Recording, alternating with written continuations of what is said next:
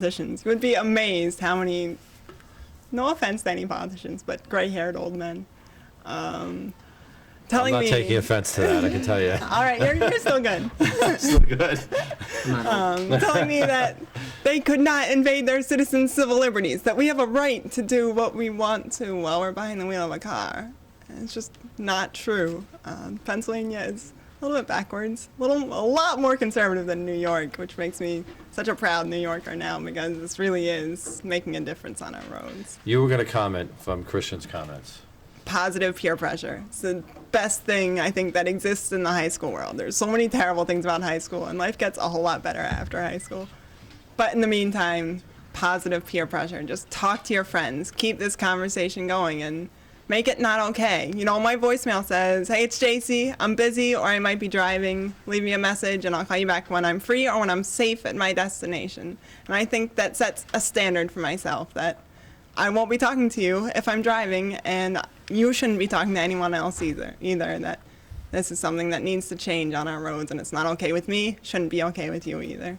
Now, JC, you travel all over now, and talk about your real life story that tragically happened to you.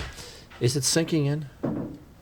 Slowly but surely, it has to be. I know if I can do nothing else, I can help people see the kind of pain that really is happening every single day. I mean, it's not only me, and it might not happen to you, but it's happening every single day, and it's only a matter of time until everyone's lives been touched in some way. You know, I don't know if any of the students have any questions. We'll be happy to take them. But Trooper, are people changing their patterns with the strengthening of the laws next year? I mean, are you seeing this, or do we just need more greater emphasis on increasing patrols?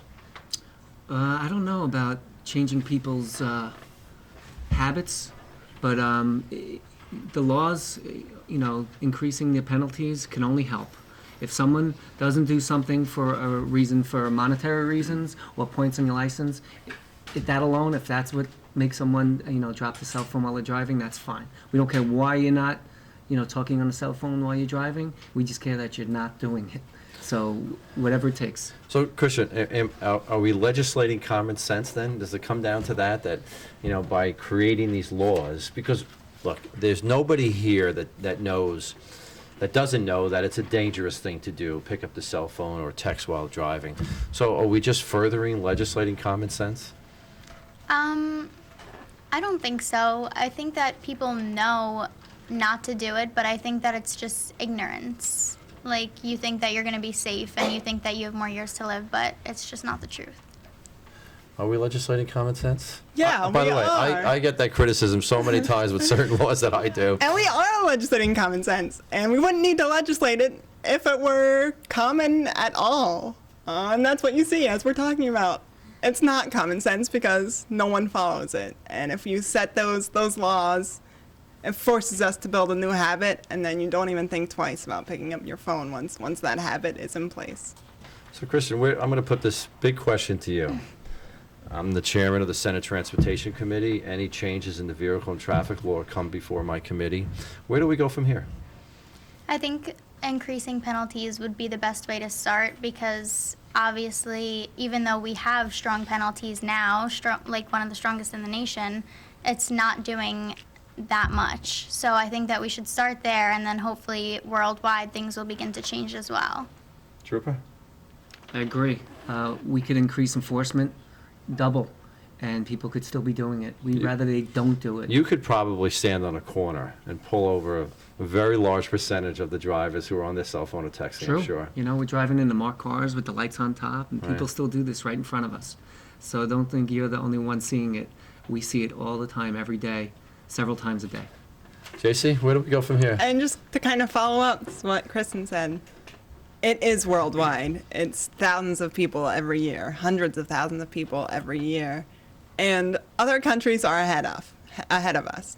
Kenya and Zimbabwe, for example. And I use them just because I think we have an expectation of what life might be like in Kenya and Zimbabwe. Their laws are better than the United States laws. New York is getting there, but for so many other countries, it's really just about what's okay to do behind the wheel. It's huge penalties. It's losing your license when you're caught on the first time because it's just socially unacceptable in a lot of specifically European countries that they don't allow this to go on.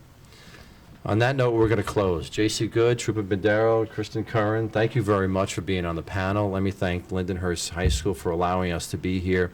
The issue of distracted driving is something that's critically important to the Senate Transportation Committee. We're going to work on it this year and see if we need to strengthen the laws. Let me thank all the students for your letters, for your input, for your emails, and thank you very much for watching.